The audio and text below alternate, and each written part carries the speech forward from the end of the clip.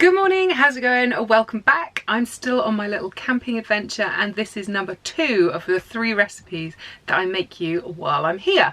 So today is another slow cooker recipe and I'm going to be making pepperpot stew, which is really lovely, full of flavour. It's absolutely delicious. Basically, all you do, pile all the ingredients into your slow cooker, whack it on for at least 4 hours on high or 6 to 8 hours on low, and you're good to go. And as always, you can find the full recipe down below or follow the link to my blog. So in here is pumpkin and red kidney beans, 2 potatoes, garlic and ginger, coconut milk, beef stock cube. In here, this is my little homegrown bag, so we've got some thyme and a chilli, which I picked fresh from my polytunnel. Isn't that beautiful? There's my pumpkin and my red kidney beans. In goes the chopped chilli and ginger. This is one of my tricks if you're off on a weekend camping or even a week. Prep some of the food before you go. The stuff that you know you're going to use in the first day or two, as long as you can keep it like cold and safe. But yeah, prep it before you go, because obviously you've got all the facilities at home, which I don't have in here. I know some of you have sinks and running hot water and stuff, but you're just posh. Me, not so much. I'm going to put a whole beef stock cube in. Oh, I forgot to say, this was actually a Bovril stock cube. And these are really handy to keep in your van if you don't want to carry the big glass jar. Oops, sorry, Wolf. But you still want to have a nice hot mug of Bovril at night. Those are really good. They're not as nice as the jarred stuff, but they're much more lightweight and easy to carry, obviously. Now, I only want 100 ml of this, which is only like a quarter of this can. I should have brought one of the mini ones. Oh, I wonder if I've got one in my little stash.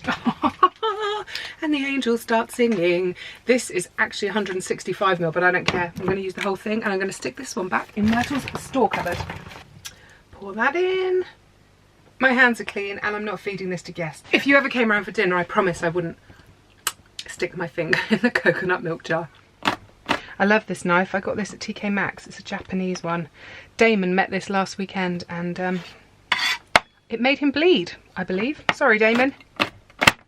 This is a very mild chilli and I'm going to use the whole thing and I'm going to chop all the seeds in too, because being called pepperpot stew is supposed to have a little bit of a kick to it. But don't worry, if you don't like chilli, you can leave that out. You're just going to put lashings of black pepper in instead. So I think I grew about 10 different varieties of chilies this year, and I grow them for flavour. So I always aim for a medium heat. I'm not really interested in the ones with them, you know, Scoville points off the chart, because that just kills my taste buds.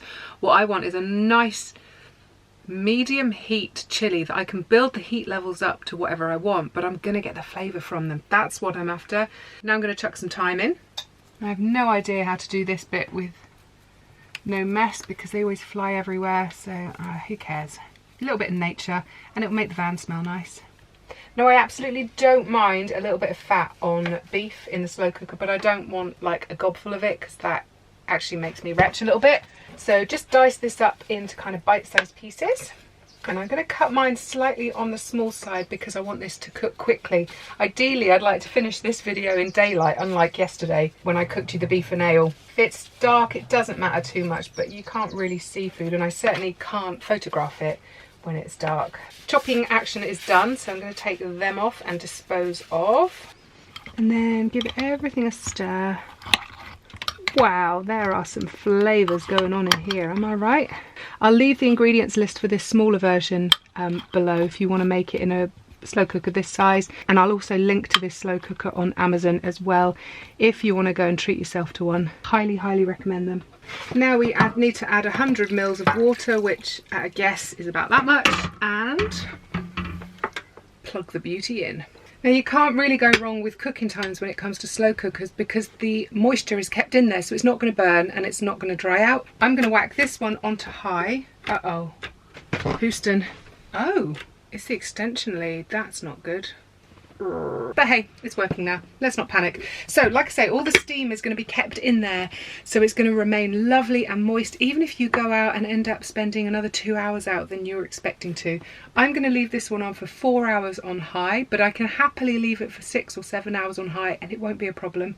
If you want to leave it on low, if you know you're going to be out even longer, pop it onto low instead, and then it's going to take 6 to 8 hours to cook. But again, you can leave it up to 10. It's not a problem. They are designed to be kept on for hours and hours and hours.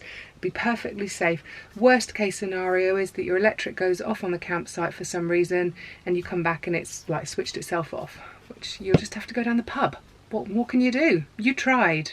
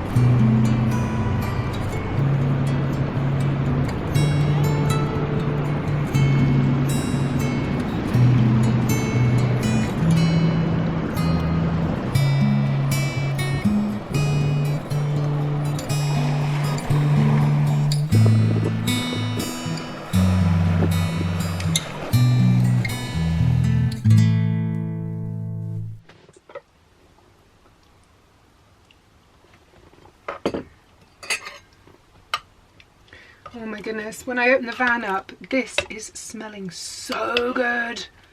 And I haven't really eaten very much yet today, which is not like me at all, but I am currently ravenous. Next step of the recipe is to whack in a handful of spinach. Now if you can't get hold of fresh baby spinach, then it's not the end of the world if you don't add it. You can use it frozen if you have a freezer in your van, or if you're somewhere in the UK where you can source some decent non-dog peed, non-pesticide sprayed, etc. stinging nettles, then that would be a fantastic and free sub. Now this spinach, oh, steamy. So all you need to do is chuck your fresh spinach in, and as you can see, it just wilts down in seconds.